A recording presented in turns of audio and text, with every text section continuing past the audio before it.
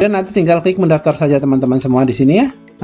Klik mendaftar saja, kemudian nanti tentunya setelah mendaftar teman-teman langsung ke poin yang kedua ini. Poin kedua berarti teman-teman sudah mulai mengupload hasil pindai scan ijazah S1.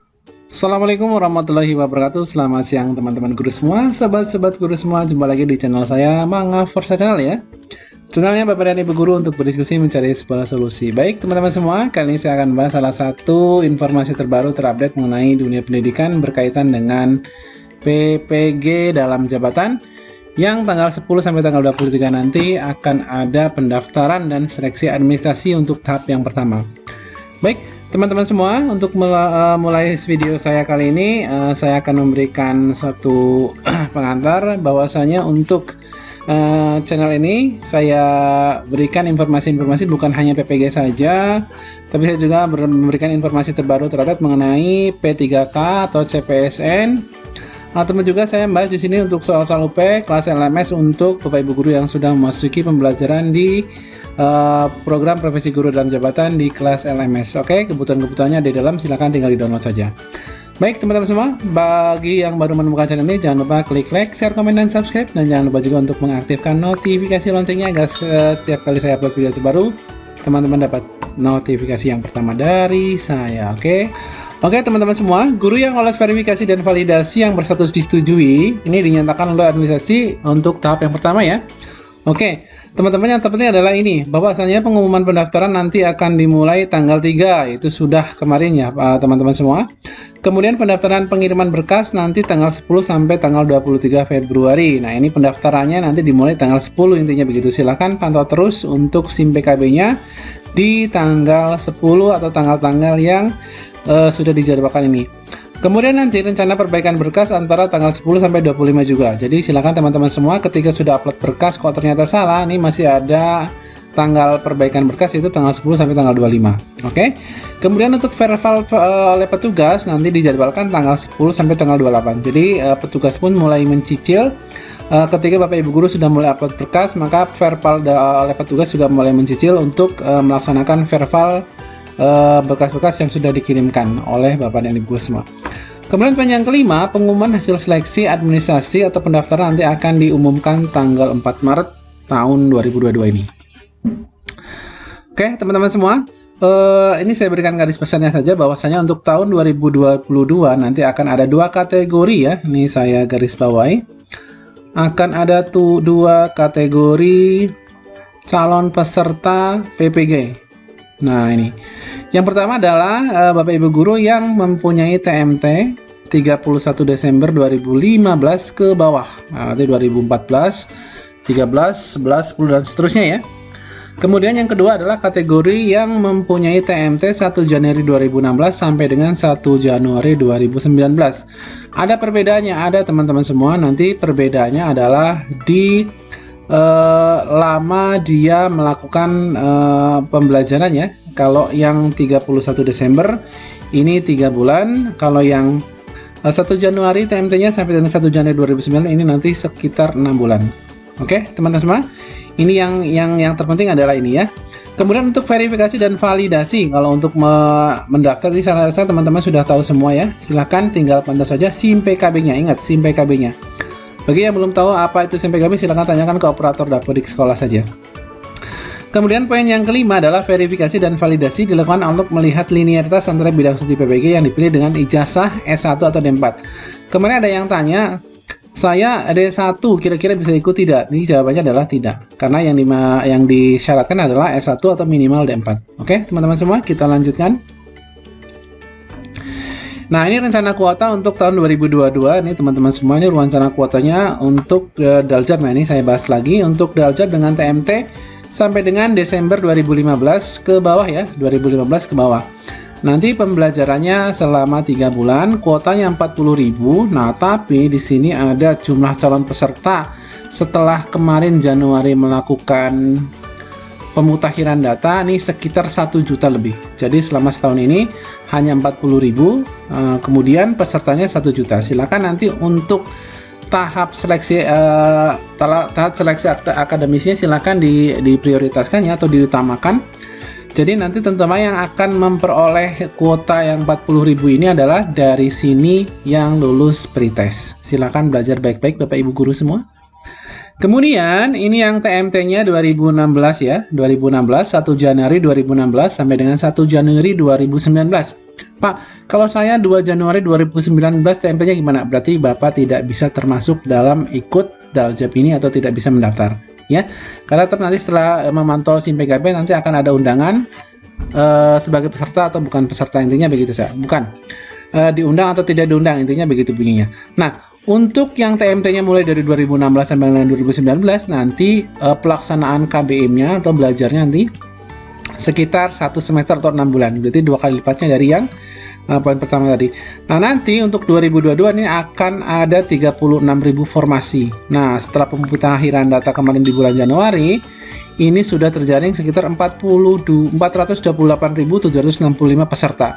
Silakan yang 400.000 ini berkompetisi untuk mendapatkan tentunya jatah formasi yang hanya 36.000. Nah, kemudian untuk prajab model baru ini adalah prajab untuk mereka yang dengan biaya sendiri ya. Ini 2 semester, ini 1 tahun berarti. Ya, 2 semester berarti 1 tahun. Ini dengan biaya sendiri, kuotanya 40.000. Ini belum update, ini yang belum update saja 45.000. Berarti hanya sisa sekitar 5.000 sekian ya. Tapi nanti setelah update tentunya nanti akan ada tambahan lagi untuk jumlah calon peserta. Silakan ini juga bersaing tentunya ya. Bersaing untuk cepat-cepat mendaftar, intinya begitu. Oke, lanjutkan teman-teman. Nah, persyaratan peserta, ini persyaratan peserta yang harus teman-teman peserta ini checklist sendiri ya. Kira-kira saya sendiri itu sudah masuk atau belum gitu. Intinya kan begitu. Ini tanyakan pada diri sendiri saja. Ini ternyata guru di lingkungan Kementerian Pendidikan, Kebudayaan atau Kemendikbudristek yang belum mengikuti program sertifikasi. Artinya memang belum tersertifikasi dia ya. Terdaftar pada data pokok pendidikan, nah ini terdaftar dalam Dapodik tentunya. Kemudian memiliki NUPTK. Nah, banyak teman-teman semua, ini poin 3. Sekaligus TMT-nya sudah lama, banyak yang belum mempunyai NUPTK. Sedangkan ini di sini persyaratan pesertanya adalah dia harus mempunyai NUPTK. Kemudian diangkat menjadi guru sebelum 1 Januari 2019 nah ini ya. Jadi ini kalau yang sudah 16 sampai 19 ini kategori yang kedua tadi ya, yang saya sebutkan itu ya, yang selama 6 bulan nanti pendidikannya. Jadi kalau 2 Januari sudah tidak termasuk ya. Jadi intinya paling akhir ya 1 Januari dia ya, sudah diangkat sebagai guru ya. Memiliki kualifikasi akademik S1 D4. Nah, tadi yang ada yang menanyakan, saya D1 berarti tidak termasuk, intinya begitu kan. Aktif mengajar sudah selama 2 tahun terakhir. Kemudian usianya 58 per 30 Desember 2022. Jadi silakan dihitung sendiri. Desember 2022 tahun ini berarti Anda sudah berapa tahun? Apakah lebih dari 58 atau tidak? Intinya kan begitu. Sehat jasmani dan rohani, bebas narkotik dan seterusnya, dan perkelakuan baik. Ini syarat-syarat yang harus peserta penuhi di sini. Kemudian tata cara pendaftarannya yang pertama adalah para calon peserta tentunya nanti akan menerima suatu notifikasi dari SIM PKB ya, dari SIM PKB masing-masing. Nah ini apakah diundang ataukah tidak. Kalau diundang tentunya tinggal klik daftar saja seperti ini. Nah, Anda diundang sebagai calon peserta pendidikan profesi guru dalam jabatan. Nah, kemudian bla bla bla bla bla, ini diprioritas guru yang memenuhi syarat seperti ini. Kemudian nanti tinggal klik mendaftar saja teman-teman semua di sini ya. Klik mendaftar saja. Kemudian nanti tentunya setelah mendaftar teman-teman langsung ke poin yang kedua ini. Poin kedua berarti teman-teman sudah mulai mengupload hasil pindai scan ijazah S1 D4 dan seterusnya yang sudah saya paparkan di video saya sebelumnya juga, itu ya. Nah, ini hasil scan-nya ya. Nah, berarti yang pertama adalah hasil pindai scan ijazah S1 D4. Nah, ini silahkan nanti tentunya untuk formatnya PDF atau apa nanti akan di sana akan disesuaikan. Kemudian ukuran filenya berapa besar? Kalau dulu tidak salah itu maksimal 500 MB. Silahkan nanti bagi yang terundang ya silahkan dipersiapkan. Ini baru tahap awal ya, seleksi tahap pertama loh, ingat ini sebelum pretest. Kemudian yang kedua, hasil pindai scan SK pengangkatan pertama sebagai guru ya. Ini asli atau legalisir, fotokopi legalisir. Oke. Kemudian hasil pindah scan kenaikan pangkat terakhir ini bagi PNS, kemudian SK pengangkatan 2 tahun terakhir 2021 dan 2022 bagi yang non PNS atau yang swasta di sini. Biasanya yang ngajar di swasta ini ya. Kemudian SK tersebut harus delegalisasi tentunya. Yang melegalisasi yang berhak adalah provinsi, kabupaten, kota. Ini bagi PNS. Pendidikan provinsi, kabupaten, kota ini juga untuk PNS. Kemudian ketua yayasan ini bagi yang swasta, ya. Oke. Kemudian yang keempat adalah pindah scan pembagian tugas mengajar selama 2 tahun terakhir, ya. Berarti tahun ajaran 2020-2021, 2021-2022. Legalisir asli kepala sekolah ya, tanda tangan asli kepala sekolah. Kemudian hasil pindah atau scan fakta integritas. Ini fakta integritas nanti terlampir ya. Terlampir tentunya nanti di SIM PKB juga ada. Tinggal di download saja. Oke, lanjutkan teman-teman. Nah, lengkapnya begini. Yang saya paparkan tadi adalah baru seleksi tahap awal, teman-teman. Tahap awal ya, ketika teman-teman semua diundang sebagai calon peserta, ya. Verifikasi dan validasi dokumen administrasi oleh Direktur Jenderal dibantu oleh tim verifikasi dan validasi dari LPMP, ijazah akademik, SK pengangkatan, kemudian LPMP verifikasi data ijazah dan linearitas tujuan. Kemudian setelah tahap 1 nanti jenengan semua dikatakan lolos administrasinya, tentunya nanti jenengan akan dijadwalkan. Nah, ini berarti seleksi yang kedua adalah seleksi kemampuan akademik. Jenengan nanti akan dijadwalkan untuk melaksanakan pretest, gitu ya. Ini tadi berarti setelah diundang, diupload, kemudian dokumennya dinyatakan lolos, berarti jenengan nanti langsung masuk ke langkah kedua, yaitu seleksi kemampuan akademik atau pretest di sini ya. Nah, pretest di sini adalah gerbang di mana teman-teman semua nanti apakah nanti masuk ke dalam kuota yang akan menjadi mahasiswa PPG dalam jabatan tahun 2022 ataukah gagal, kemudian harus melaksanakan pretest untuk tahun berikutnya ketika sudah diundang kembali. Oke?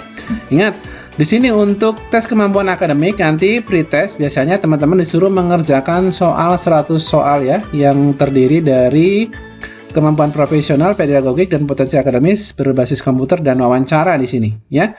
Kemudian nilai ambang batasnya sudah ditentukan di sini sebesar 55.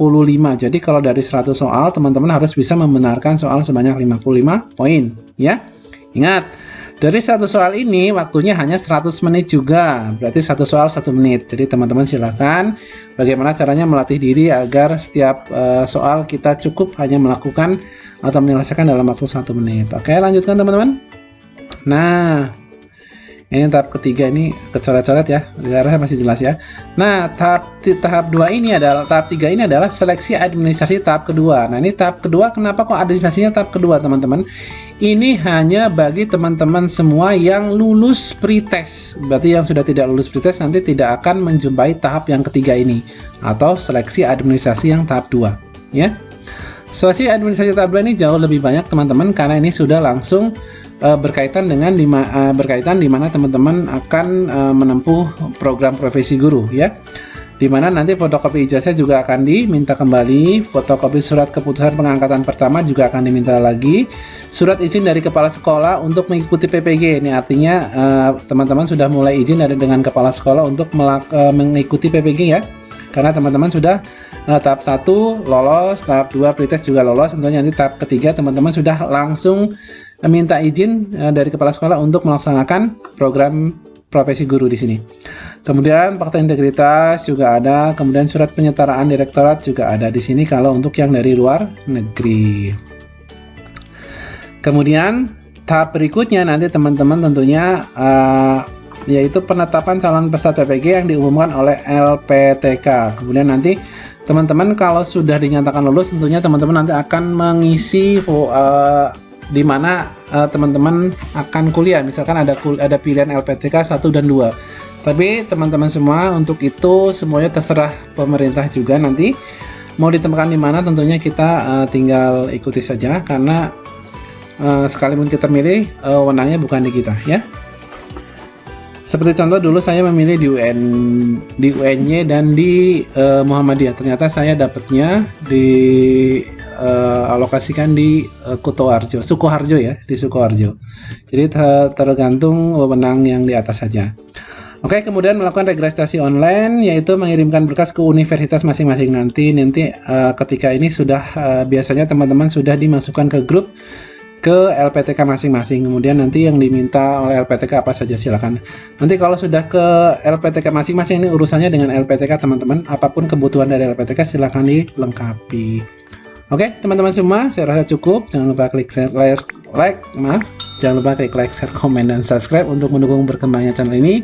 Jangan lupa juga untuk mengaktifkan notifikasi lainnya. Selamat siang. Assalamualaikum warahmatullahi wabarakatuh.